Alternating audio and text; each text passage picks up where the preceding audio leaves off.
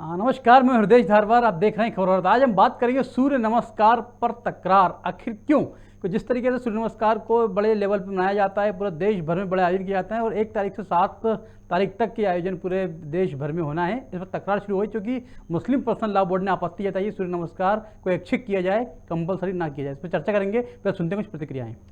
स्पष्ट कि सूर्य नमस्कार के लिए जब पहले भी मध्य प्रदेश सरकार ने लागू करा था स्कूलों में, तब मैंने हाई कोर्ट मध्य प्रदेश उच्च न्यायालय में याचिका लगाई थी। और कोई भी, क्योंकि मुस्लिम्स की शरीर जो मुस्लिम पर्सनल लॉ है उसके अंदर साफ साफ है कि हम किसी की इबादत नहीं कर सकते। और सूर्य नमस्कार में कुछ जगह पर ऐसे अल्फाजों का उच्चारण है जो इबादत के रुख लेता है।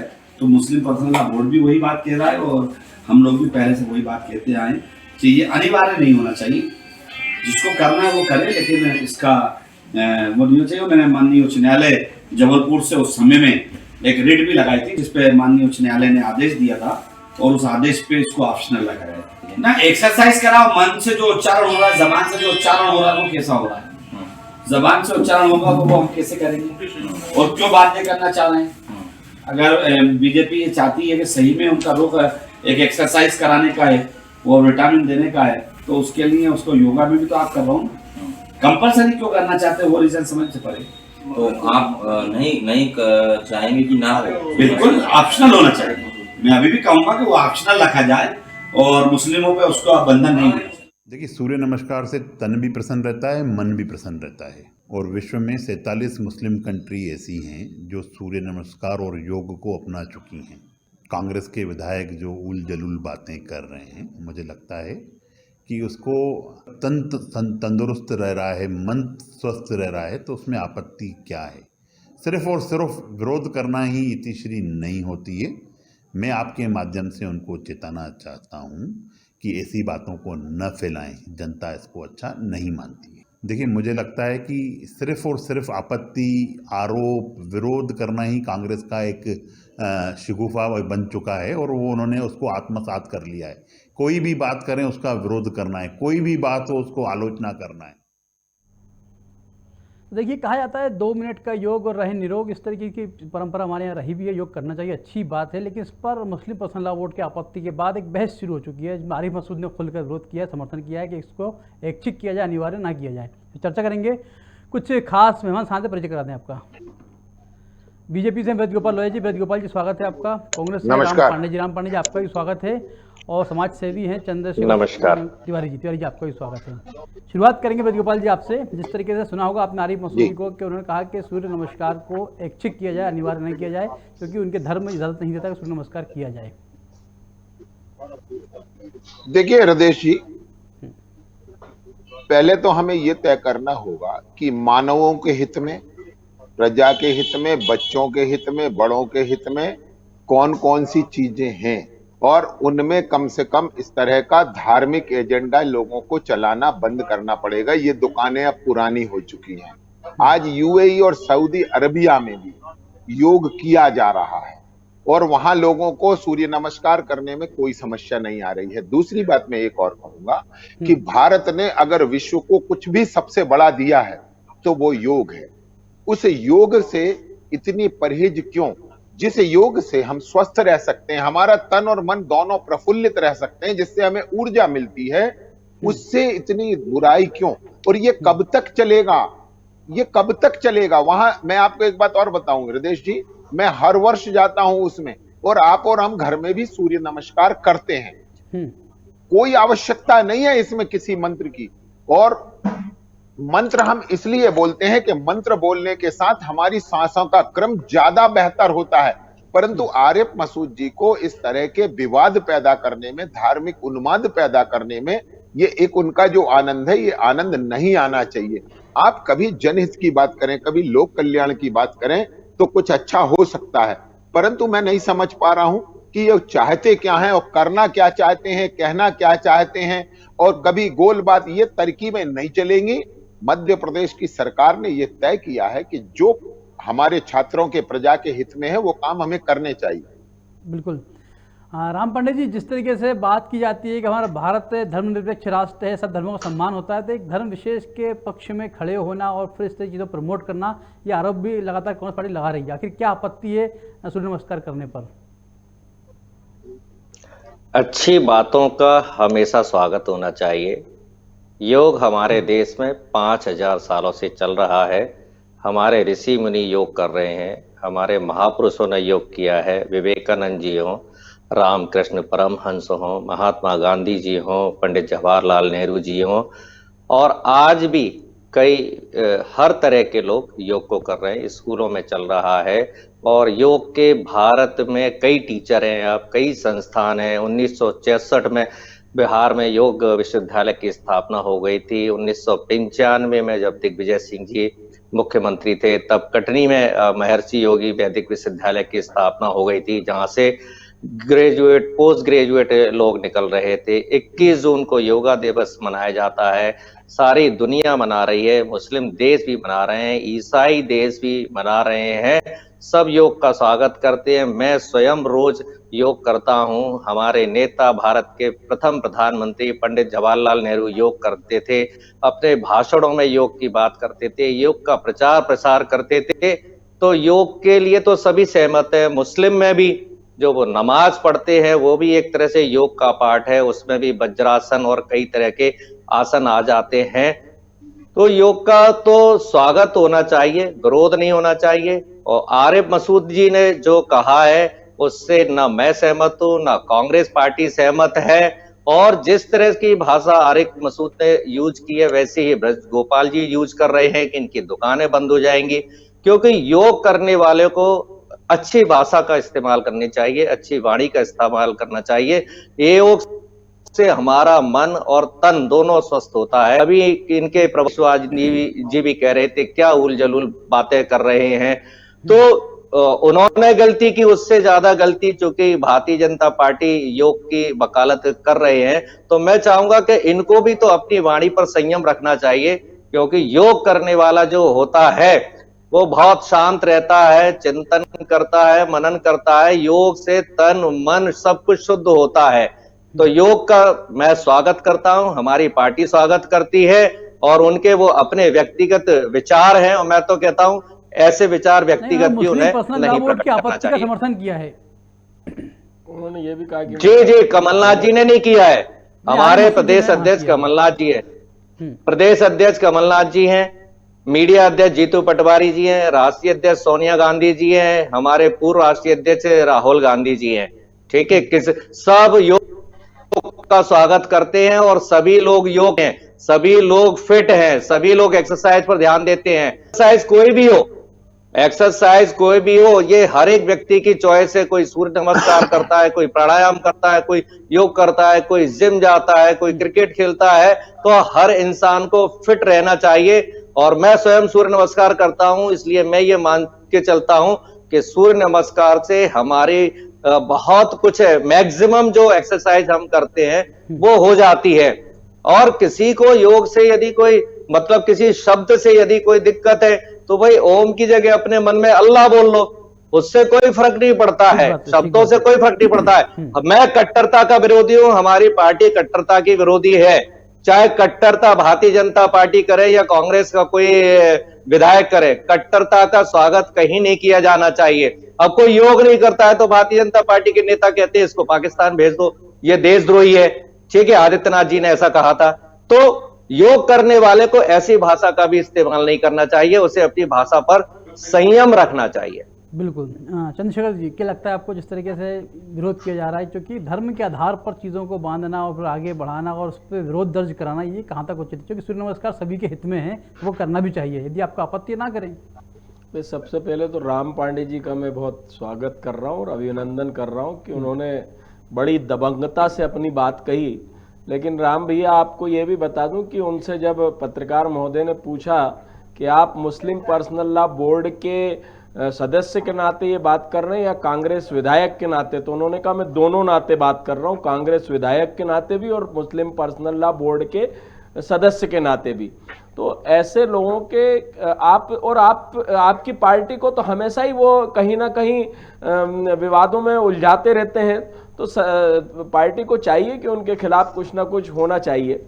दूसरा मेरा निवेदन ये था कि मैंने जब उनका वक्तव्य सुना तो उस वक्तव्य पे मैंने अपनी प्रतिक्रिया दी संस्कृति बचाओ मंच के अध्यक्ष के नाते, कि हमारे यहाँ तो सनातन धर्म में हम वरुण देवता, जल को जो है वरुण देवता कहते हैं, हमारे यहाँ तो वायु भी देवता है, हमारे यहाँ तो धरती माता है, सूर्य भी हमारे यहाँ देवता है। तो क्या आप अगर आपका मुस्लिम पर्सनल लॉ बोर्ड या आपका जो धर्म है मुस्लिम धर्म वो इसकी इजाजत नहीं देता है, तो क्या आप सूर्य की किरणें लेना बंद कर देंगे, वायु लेना बंद कर देंगे, जल को पीना आप बंद कर देंगे, धरती के ऊपर चलना आप बंद कर देंगे?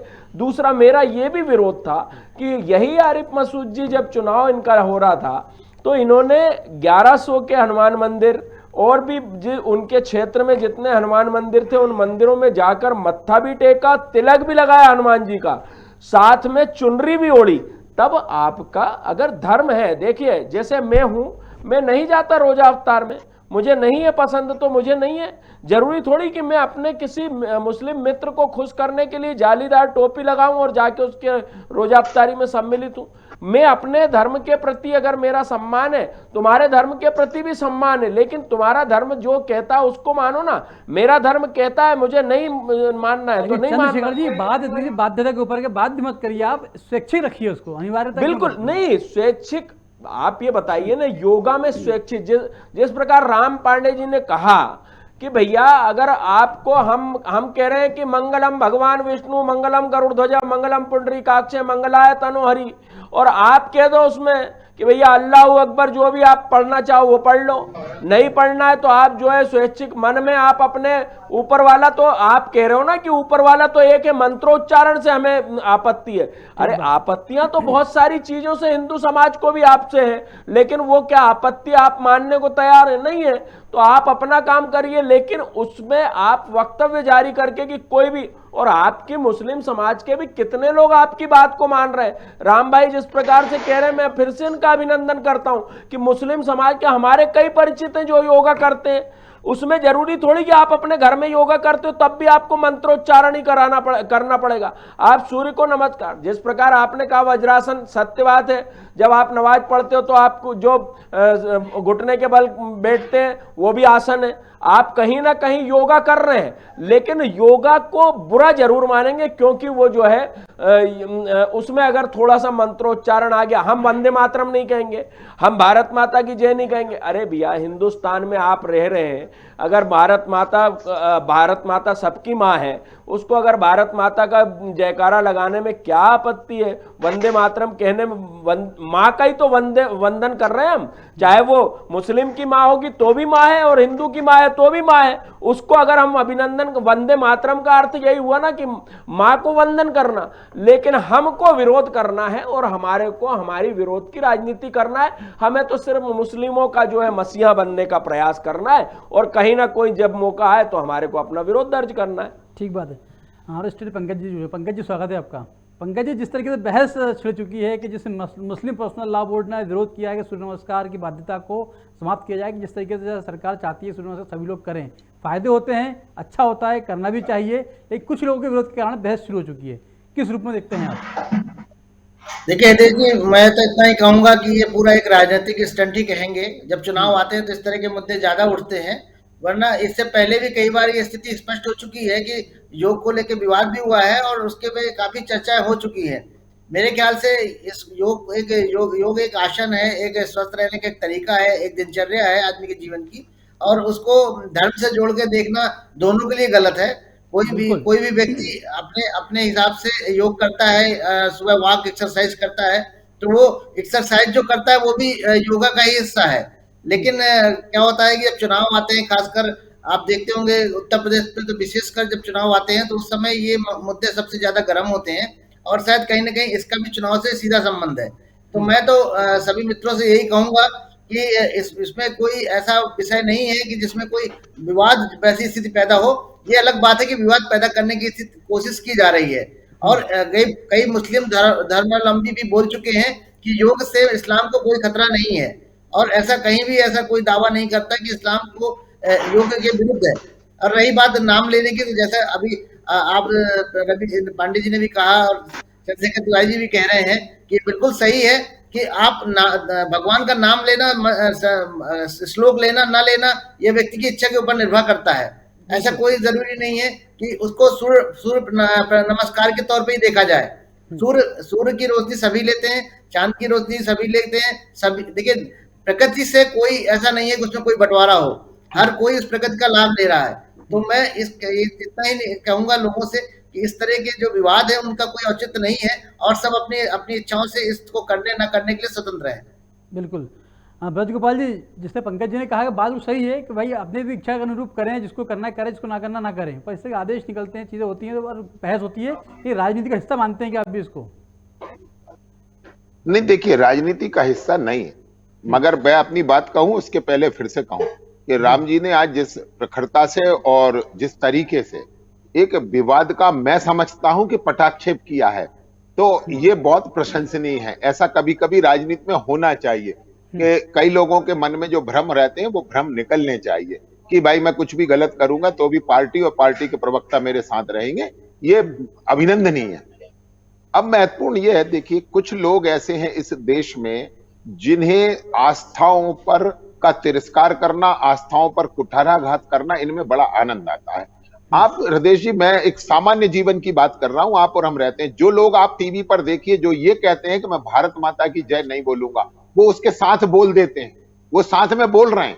दिन भर हम लोकाचार में नमस्कार करते हैं, लोगों को नमन करते हैं, वो मुस्लिम धर्मावलंबी भी करते हैं, वो दिन भर करते हैं, परंतु फिर वो आप जब कुछ कहेंगे तो वो कहेंगे नहीं हम सजदा नहीं करेंगे, तो उन्होंने कहा हम वंदे मातरम नहीं कहेंगे। तो इस तरह की जो भ्रांति फैलाने वाले लोग हैं, इस तरह के जो धार्मिक उन्माद फैलाने वाले लोग हैं, और इस तरह की जो ओछी और घटिया बातें होती हैं समाज में, इनके लिए अब समाज में स्थान नहीं बचा है। समाज शिक्षित हो रहा है, समाज को सब समझ में आ रहा है। ये कोविड के काल में हृदय जी, लोगों ने अपनी जाति धर्म संप्रदाय कुछ नहीं देखा, और प्राणायाम, योग, इन सब के माध्यम से अपने आप को स्वस्थ रखा, अपने आप को इम्यूनिटी बढ़ाकर रखा। मैं जिस मोहल्ले में रहता हूं, मेरे सामने के लोग, मेरे सामने मुस्लिम समाज के लोग हैं, और वो सुबह सूर्य नमस्कार कर रहे थे, वो निरंतर योग कर रहे थे। तो मैं फिर से ये कहता हूं कि जो स्टैंड राम जी का है ये बहुत अच्छा है, परंतु इस पर आप बने रहिए, निरंतर बने रहिए, और इस पर और आगे काम करने की आवश्यकता है। मध्य प्रदेश के लोग, मध्य प्रदेश के नौनिहाल तन से और मन से दोनों से प्रसन्न रहें, और इसके लिए हम तो हमेशा आग्रह करते हैं कि सभी के सहयोग की आवश्यकता है। और जिस योग को पूरे विश्व ने स्वीकार किया, आज संयुक्त राष्ट्र जैसे यूनाइटेड नेशंस आज अगर उसे योग दिवस के रूप में पूरी दुनिया में मना रहा है, तो ये सब हमारे लिए गर्व और गौरव की बातें हैं। और इस गर्व के क्षणों में अगर पूरा देश अपने धर्म और संप्रदाय को छोड़कर अगर उसमें शामिल होगा, तो उसके आनंद की अनुभूति ही कुछ होगी। और मैंने पहले भी कहा था और अभी फिर कह रहा हूं कि भारतवर्ष की, इस हिंदुस्तान की सबसे बड़ी देन योग है। ये किसी धर्म जाति विशेष के लिए नहीं है, ये भारत की 5000 10,000 वर्ष की सनातन संस्कृति की सबसे बड़ी खोज है। बिल्कुल। राम पांडे जी, क्या लगता है आपको? मैंने पहले ही कहा कि कट्टरवादिता को दूर रखना चाहिए, कोई भी करे, किसी भी पार्टी के लोग करें। और वंदे मातरम पर मैं आपको स्पष्ट कर दूं, ताकि पहले कांग्रेस के राष्ट्रीय अध्यक्ष रहीमतुल्ला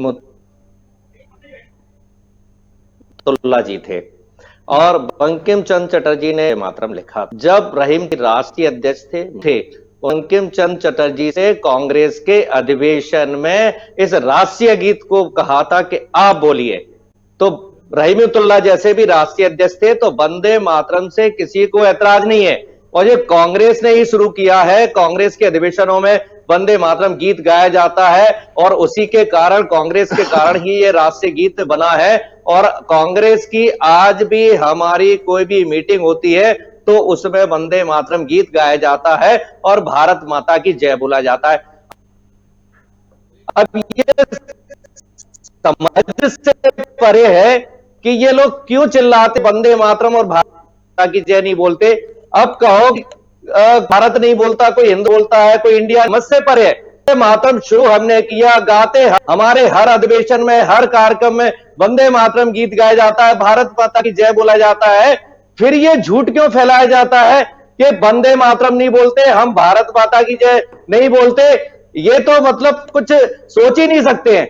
इसलिए कट्टरता का विरोध होना चाहिए। जब देश स्वतंत्र हुआ था तो कांग्रेस पार्टी के 1940 से 45 तक अबुल कलाम आजाद राष्ट्रीय अध्यक्ष थे और एक मुस्लिम लीग के जिन्ना थे। जिन्ना को पाकिस्तान बनाना था, वो जिन्ना पाकिस्तान चले गए, लेकिन अबुल कलाम आजाद नहीं गए और देश के शिक्षा मंत्री बने। तो हर धर्म में, हर जाति में अच्छे और बुरे लोग हैं। हमें अच्छे लोगों का स्वागत करना चाहिए और बुरे लोगों को दूर रखना चाहिए, चाहे वो किसी भी पार्टी के हो। कालीचरण जैसे लोगों को जेल में भेजना चाहिए, स्वरूपानंद है, प्रमोद कृष्णन है, ऐसे लोगों का स्वागत होना चाहिए। अभी कोई तरुण पुजारी है जो राष्ट्रपिता को गाली देते हैं, देश को गाली देते हैं, उनकी जगह जेल में होना चाहिए और जो अच्छे लोग हैं उनका सम्मान होना चाहिए। बिल्कुल। हाँ, तिवारी जी बहुत अच्छी बात राम पांडे जी कही कि वाकई अच्छे बुरे लोग हर धर्म में होते हैं, हर समाज में होते हैं, लेकिन कुछ लोगों की खातिर सबको बदनाम करना, उनको ऊपर आरोप लगाना, वो ठीक नहीं है। देखिए राम पांडे जी, अभी तक तो मैं आपकी बहुत सारी बातों से सहमत था और अभी भी इससे तो सहमत हूँ कि अच्छे लोगों को रखना चाहिए, बुरे लोगों को तिरस्कार करना चाहिए। तो आप क्या सबसे ज्यादा बुरे हैं, उनको तिरस्कार करवाइए आप पार्टी में रह के, अपने राष्ट्रीय अध्यक्ष से बोलिए और उनका तिरस्कार कराइए जो ऐसे वक्तव्य देते हैं और ऐसे विवादों को उत्पन्न करते हैं जिसके कारण हमको यहाँ पर टीवी में डिबेट करने के लिए बैठना पड़ रहा है। दूसरी चीज आपने कहा, तो अभी क्या बहस उस वाले पे नहीं हो रही है कालीचरण की बात। तो आप राम पांडे जी, आपका मैं सम्मान करता हूं, आपको मैं अपना भाई मान सकता हूं, लेकिन आप मुझसे जबरदस्ती करके नहीं मनवा सकते कि आप मुझे भाई मानिए। मैं अपने पूज्य पे, आपके कालीचरण वाले बयान पे मैं आपका जवाब दे रहा हूं कि मुझे आप प्रतिबंधित नहीं कर सकते। हाँ। नहीं, देखिए हृदय जी, बोलना पड़ेगा। राष्ट्रपिता कौन सा संवैधानिक पद है, मुझे आप बता दीजिए। कहीं पर लिखा हुआ है कि ये राष्ट्रपिता संवैधानिक पद है? आपको भी शायद अगर मालूम नहीं हो तो मैं बता दे रहा हूं, राष्ट्रपिता इनको पहली बार कब संबोधित किया गया और दूसरी बार कब संबोधित किया गया। विश्व में आज तक के इतिहास में 2 बार राष्ट्रपिता संबोधित किया गया, महात्मा गांधी को। एक बार सुभाष चंद्र बोस ने जब रेडियो में अपना भाषण दिया उस समय, और दूसरा सरोजिनी नायडू ने भाषण दिया उस समय। राष्ट्रपिता कोई संवैधानिक पद नहीं है। पिता मुझे मानना है या नहीं मानना ये आप नहीं कह सकते। मैं बिल्कुल नहीं मानता राष्ट्रपिता, मैं लाइव डिबेट में कह रहा हूं। मेरा पिता जिसने मुझे इस संसार में जन्म दिया वही मेरा पिता है। आप महात्मा मान लीजिए, उन्हें महान मान लीजिए, सब कुछ मान लीजिए, लेकिन राष्ट्रपिता कोई संवैधानिक पद नहीं है। राम जी, ये आप पता कर लेना, इसकी आरटीआई भी लग चुकी और गृह मंत्रालय ने इस पे जवाब दिया है कि ये राष्ट्रपिता कोई संवैधानिक पद नहीं है। पंकज जी, बहस गलत दिशा में जा रही है। क्या लगता है आपको, चीजें चल रही हैं कि राष्ट्रपिता तो बहुत पहुंच गई है? मैंने पहले भी कहा कि देखिए, पूरा जैसे अभी हमारे ब्रजगोपाल जी ने कहा कि पूरा दुनिया जो है योग को लोहा मान रही है, लोग को एक आसन के तौर पे स्वीकार कर रही है। तो उसमें कई ऐसा नहीं कि मुस्लिम देश शामिल नहीं है। आपने पिछली बार भी देखा, इस बार भी देखा होगा कि किस तरह से मुस्लिम देशों ने भी योगा का किस तरह से आयोजन किया और पूरी दुनिया ने योगा को सेलिब्रेट किया, मनाया। तो फिर सिर्फ भारत में इस तरह के विवाद क्यों होते हैं? तो निश्चित तौर पे ये साफ है कि हमारी कहीं न कहीं राजनीतिक मंशाएं रहती हैं ऐसी विवाद पैदा करने के लिए। और आजकल क्या एक चलन चल गया है, खुद को आगे लाने के लिए इस तरह के विवादित बयान देना, विवादित विषय उठाना, जिससे दुनिया में आप कम नहीं भारत में आपकी पहचान बने। और मुझे लगता है शायद इसी तरह के कुछ स्टंट है, वरना योगा को लेके कहीं भी इतना व्यक्ति, आम आदमी में, आम चाहे मुस्लिम हो चाहे हिंदू हो, उसमें कहीं भी इतना विरोध नहीं है जितना कि हम राजनीतिक तौर पर दिखाने की कोशिश कर रहे हैं। देखिए, बहुत सारे मुद्दे ऐसे होते हैं देश जी जो आम आदमी को असर करते जरूर है, लेकिन उनकी रुचि नहीं होती। तो हम राजनीतिक रूप से सिर्फ उनमें रुचि पैदा करने की कोशिश करते हैं, और जब एक क्रिया होती है तो उसकी प्रतिक्रिया आती है। और ये कहीं ना कहीं बात तो साफ है ना, आपकी रुचि नहीं है, आप नहीं करना चाहते, मत करिए। आपको जबरदस्ती कौन करवा रहा है? तो ये 8 बजे की डिबेट में जाना है जी। तो जी तो देखिए पंकज जी, समय की भी सीमा है। तो पंकज जी, चंद्रशेखर तिवारी जी, राम पांडे जी, ब्रजगोपाल जी, आप तीनों चारों मेहमानों का बहुत शुक्रिया, धन्यवाद। की बात चल रही है योग पर जिस तरीके से सूर्य नमस्कार पर आपत्ति दर्ज कराई है मुस्लिम पर्सनल लॉ बोर्ड का एक व्यक्तिगत मत हो सकता है कि योग और सूर्य नमस्कार उनके लिए धर्म के हिसाब से ठीक नहीं हो, लेकिन ये वाकई राष्ट्र के हित में है और भारत देश के वाकई गर्व का विषय है कि भारत ने दुनिया को योग दिया है। योग सबके लिए ज़रूरत है, योग करेंगे तो निरोग रहेंगे, ये हमारे यहाँ कहा जाता है।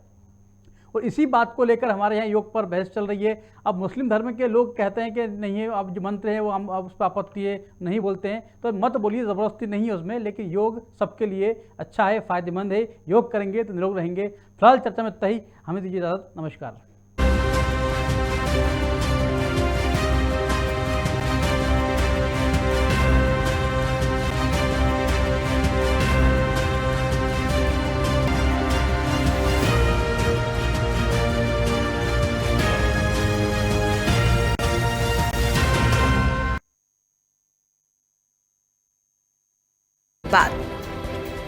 देखिए खबर भारत का खास कार्यक्रम